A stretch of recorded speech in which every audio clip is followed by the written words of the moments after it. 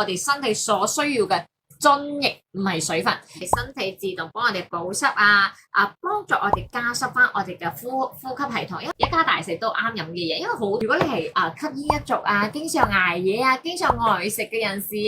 或者甚至乎夜晚即係太夜瞓嘅人士係非常之啱嘅，因為呢幾個習慣咧都會好傷肝，好傷肝。養肝，但係好多人哋嘅養肝嘅都食濕利文為主啦。有啲人講養肝嘅話係除咗濕利文之外咧，我哋應該係用濃縮嘅中藥啦，而幫成一包包嘅藥粉入邊嘅成分最主要有石斛啦、枸杞啦，而且佢入邊除咗枸杞、零下枸杞之外，佢仲有加埋黑果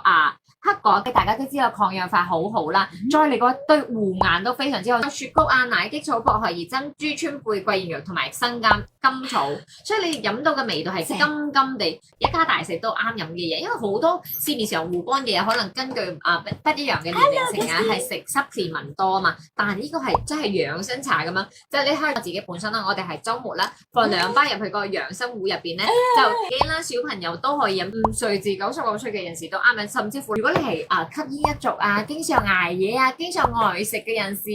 或者甚至乎夜晚即係太夜瞓嘅人士係非常之啱嘅，因為呢幾個習慣咧都會好傷肝，好傷肝，沖到佢咧冇晒味道。係下一款咧就係我哋嘅潤肺茶。潤肺茶係針對乜嘢咧？因為嚟緊我轉夏天啊嘛，夏天嘅話我哋嘅身體就比較燥啲，呢個會幫助我哋身體入邊生津佢呢個補嘅水咧唔係普通啲水分，係津液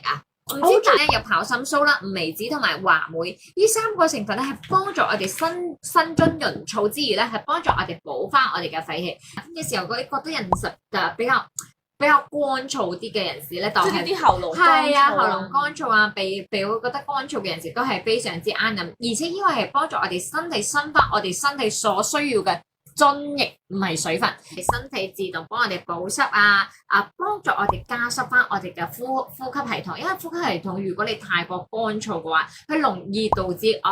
嗰啲細菌入侵老人家容易腳軟嘅人士，但係你夏天可能可以俾佢飲1杯就足夠啦，就唔好翻沖到佢完全冇味為止嘅人士都啱。因為有時嘅腸燥啊嘛，腸太燥，頭先我哋係用油脂潤翻去嘛，呢個就係用津液潤翻去咁解啦。